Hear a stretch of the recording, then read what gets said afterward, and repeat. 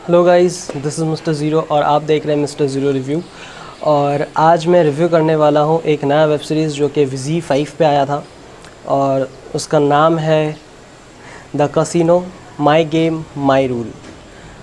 और इसका late review करने का सिर्फ एक ही रीज़न है कि ये एक शॉट में नहीं देख पाया, मैं कई सारे टुकड़ों में देखा हूँ और तब देखा हूँ जब मुझे सोने की ज़रूरत थी। I am very sorry for this कि आपको बहुत बुरा लग रहा होगा।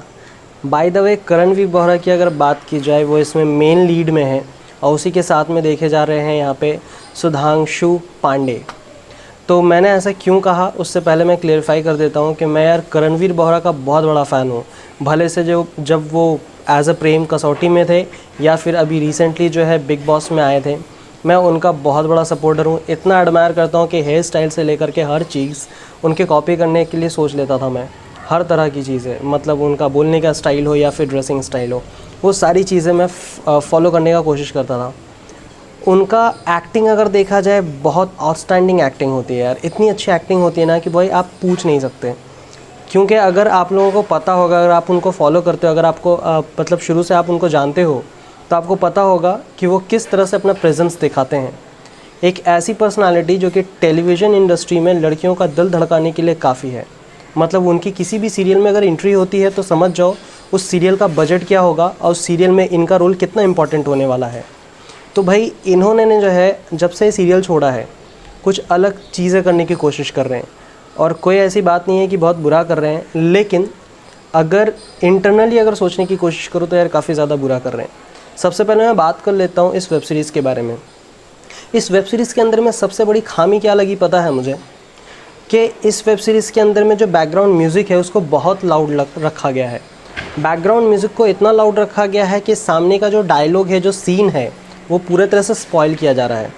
ठीक है, रही बात कहानी की, अभी भी कहानी जो है शायद इनके दिमाग में चल रहा है कि 2005 और 6 के टाइम पे जो कहानी दिखाया करते थे कि हीरो जो है बड़े बाप का बेटा है और कुछ अपनी उल्टी सीधी हरकतें कर रहा है और उसके बाद से उसको लोग नोटिस कर रहे हैं और हीरो की अलग ही एक टशन है और बाप बहुत अमीर है। इस तरह की चीज़ें दिखाने की कोशिश की गई है, लेकिन ये 2005 और 6 तक चलता था और लोग काफ़ी ज़्यादा एंजॉय करते थे। उस वक्त हीरो की एंट्री कुछ ऐसी होती थी। अब यार एक वेब सीरीज़ बना रहे हो, वेब सीरीज़ के अंदर में फ़िल्म का फ़ील नहीं आना चाहिए, क्योंकि वेब सीरीज़ का मतलब होता है प्योर कंटेंट और साथ में एक एक्टिंग का अलग ही एक्सपीरियंस करने को मिलता है व्यूवर्स को। तो यहाँ पे सबसे गंदी चीज़ अगर मुझे कुछ लगा है तो सबसे पहले बैकग्राउंड म्यूज़िक, जिसने पूरा सीन को स्पॉइल कर दिया, पूरा का पूरा सीरीज़ को स्पॉइल कर दिया। सेकेंड, सुधांशु पांडे जो इनका बाप बने हुए हैं, करणवीर बोहरा के जो यहाँ पे फादर का रोल प्ले कर रहे हैं, अगर मैं मिस्टेक नहीं कर रहा हूँ तो अर्जुन रामपाल की एक बहुत ही सस्पेंस थ्रिलर वाली मूवी के अंदर में इनको बहुत ही पैरेलल यूज़ किया गया था।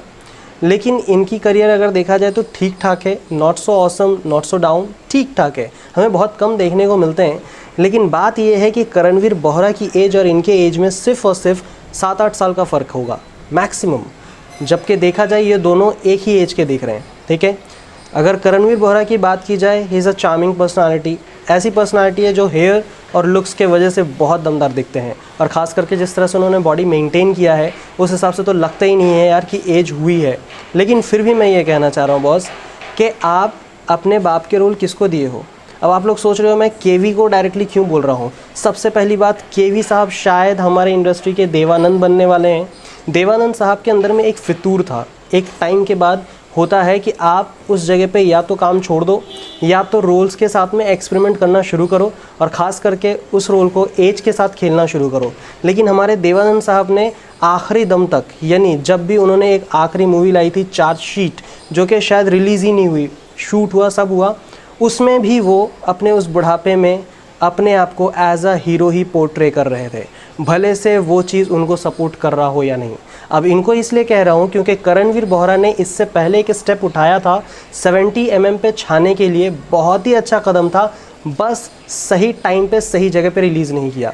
70 mm के बदले में अगर उस मूवी को अगर वेब सीरीज़ पे लाए होते तो वो मूवी बहुत ही दमदार हिट होती। सबसे पहला रीज़न बता दूं, अगर आपने देखा होगा सौभाग्यवती भवा, तो वो ऐसी सीरियल है जिसके बाद से यंगस्टर लोग उसको जानने लग गए थे, केवी को पूरे तरह से जानने लग गए थे कि केवी क्या चीज़ है और केवी एक्टिंग किस लेवल का करते हैं। तो उन्होंने वहाँ पे एक हरकत कर दी कि भाई अपनी एक मूवी बनाई, मूवी का नाम रखा उस सौभाग्यवती भवा के अंदर में जो गाना हमेशा प्ले होता था, जिसको सुनने के बाद और जब सीन के साथ में जोड़ करके दिखाया जाता था तो दिल धड़क सा जाता था यार कि एक ऐसा मेंटल आशिक है जो पूरे अलग ही दीवानगी दिखा रहा है और अपने प्यार को जो है बीवी के ऊपर में बहुत अलग तरह से दिखाने की कोशिश कर रहा है। अब उसमें वही चीज़ के नाम को यूज़ करके उन्होंने फ़िल्म लाई थी। अब वो फिल्म को बोला जा रहा था कि ये डर की रीमेक होगी, जो कि बहुत ही नॉर्मल था। मैं कुछ गलत नहीं बोल सकता क्योंकि मैं फ़ैन हूँ। कोई और होता ना बॉस, मैं बहुत अच्छे से रोस्ट करता, और ये रिव्यू जो है इस चैनल पे नहीं, मैं रोस्ट वाले चैनल पे लेकर के आता इस रिव्यू को। लेकिन सच बता रहा हूँ, वो डर का रीमेक भाई किसी एंगल से नहीं था। मैं और मेरे साथ कुछ 8-10 जन ही थे जब मैं थिएटर में मूवी देखने के लिए गया था लास्ट ईयर, और मूवी का नाम था हमें तुमसे प्यार कितना। उस मूवी के अंदर में सबसे बड़ी हाईलाइट ये थी कि श्रेया घोषाल ने जो है उस टाइटल ट्रैक को गाया था और बहुत ही अच्छे से जस्टिफाई किया था अपनी आवाज़ के साथ में। एक गलती वहाँ पे की थी, दूसरी गलती फिर से किया इन्होंने ये वाला वेब सीरीज़ बना के, the casino my game my rule. इसके अंदर में प्रॉब्लम ये है कि यहाँ पे भी वो खुद प्रोड्यूसर बन के बैठे हुए हैं, अपना ही एक प्रोडक्शन हाउस निकाल दिया है, और उसको अगर आप ध्यान दोगे तो समझ में आएगा, KVB इंटरटेनमेंट, यानी Karanvir Bohra entertainment. That's good, आप बहुत अच्छा एक्सपेरिमेंट कर रहे हो। आप शायद सर, अगर आप शाहरुख खान को एडमायर करते हो ना, आप हमेशा कहते हो शाहरुख खान सर ने भी अपना 70 mm से नाता तोड़ने लायक छोड़ दिया है खुद को, एक तरह से समझ लो कि तोड़ ही दिया है। आफ्टर ज़ीरो वो नहीं दिख रहे स्क्रीन पे। उन्होंने क्या किया, अभी बैक स्टेज काम करना शुरू किया है, अपने कंटेंट के साथ में खेलना शुरू किया है, अपना प्रोडक्शन हाउस को थोड़ा तगड़ा करने की कोशिश किया है। It's a time for you also sir, कि आप जो कर रहे हो करणवीर बोहरा, अगर आप कुछ करना चाहते हो ना तो थोड़ा हाई लेवल पे करो। अब हाई लेवल का मतलब ये नहीं होता कि जैसे 2005 to 10 के बीच में ये था कि कटरीना कैफ फिल्मों में होनी चाहिए। कटरीना कैफ मतलब एक हिंदी बोलने की कोशिश करने वाली लड़की जिसके एक्सेंट में इंग्लिश भर भर के आता है और पब्लिक उसे बहुत पसंद करती थी। आपने उसका कॉपी मारने के लिए अपने डैड के साथ में रेहाना का कैरेक्टर डाल करके दे दिया, क्या नाम है यार, मैडना, पता नहीं कुछ तो नाम है, उनको डाला, ठीक है। अब वहाँ पे मदर एंड सन के बीच में रोमांस कैसे हो सकता है, ठीक है। मदर नहीं है लेकिन वो आपके डैड के साथ में एक्स्ट्रा मैरिटल अफेयर का रोल प्ले कर रही है। आपके डैड के साथ में वन नाइट स्टैंड वो करती है, लेकिन अब आपके साथ में वो रोमांटिक कैसे हो सकती है। सबसे पहली बात, अभी के ऑडियंस को ये वाली लेवल सूट नहीं करती है। तो केवी साहब से एक ही चीज़ कहना है, और आप लोग जितने भी फ़ैन हो, आप मेरी बात से एग्री करते हो नहीं, प्लीज़ बताना यार। मैं केवी का इतना बड़ा फ़ैन हूँ ना कि आज भी यूट्यूब पे जा करके सौभाग्यवती भवा का कुछ एपिसोड निकाल करके देखता हूँ, और इतना मज़ा आता है देखने में। बार बार उस जगह पे जब मानो अटक सा गया हूँ कि उनकी जो एक्टिंग के लेवल है ना, वो वहाँ से मतलब भुलाया नहीं जा सकता। अब उसके बाद से इस तरह के कॉन्टेंट में उनको देखना एकदम हज़म नहीं हो रहा, ख़ास करके स्क्रीन पर लिप लॉक और कुछ बैड सीन्स सूट नहीं कर रहा है। रही बात उनके जो एक्सेंट से बात करने की, थोड़ा सलमान खान का कॉपी करते वो, मुझे ऐसा लगता है, क्योंकि जब वो बात करते बातों में इंग्लिश की एक्सेंट आती है, भले से वो हिंदी बोल रहे हो, एक्सेंट आती है, लेकिन आप हर बार उसी चीज़ को दिखाओगे, ऑडियंस नहीं पसंद करेगी। एक्टर का मीनिंग होता है कि उस चीज़ से बाहर आए। देखिए, आप जो करते हो ना टीवी सीरियल्स में जो करते हो ना, उस चीज़ की ऑडियंस अलग है। देखो, टीवी में जो लोग जिनको जानते हैं वो पर्दे में लोगों को नहीं जानते, और जो पर्दे वाले लोगों को जानते हैं, मीन्स थिएटर में जो मूवी लगती है, बड़े बड़े फिल्मों में जो लोगों को जानते हैं, वो छोटे पर्दे में देखने वाले ऑडियंस नहीं जानते उनको। तो दोनों का अलग अलग स्पेस होता है, आपको यहाँ पे थोड़ा अलग करके दिखाना चाहिए। रही बात इस वेब सीरीज़ का, आई एम टोटली डिसअपॉइंटेड। पहली बात तो यार, मैंने ट्रेलर देख के ही अंदाज़ा लगा लिया था कि यहाँ पे पूरी तरीके से आपने पूरा अपना हाथ डाला होगा, हर सीन के लिए, हर फ्रेम के लिए आपने बोला होगा ऐसा करना है।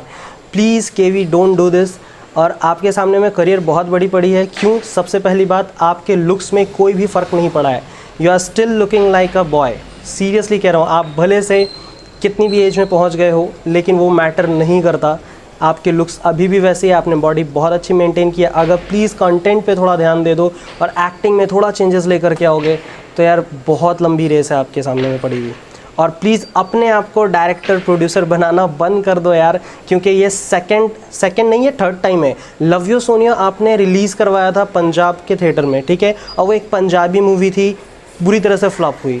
हमें तुमसे प्यार कितना हिंदी ऑडियंस ने जितना भी देखा है, आपको बॉक्स ऑफिस कलेक्शन से समझ में आ जाना चाहिए कि लोगों ने किस तरह से वहाँ पे अपना रिएक्शन दिया है। मैं सच बता रहा हूँ, जब मैं देखने गया था, फर्स्ट शो देखने के लिए गया था, और वहाँ पे मेरे पूरे मतलब जिस ऑडिटोरियम में बैठा हुआ था मैं, ठीक है, उस स्क्रीन के अंदर में सिर्फ गिन के 8 से 10 लोग थे, 8 से 10 लोग।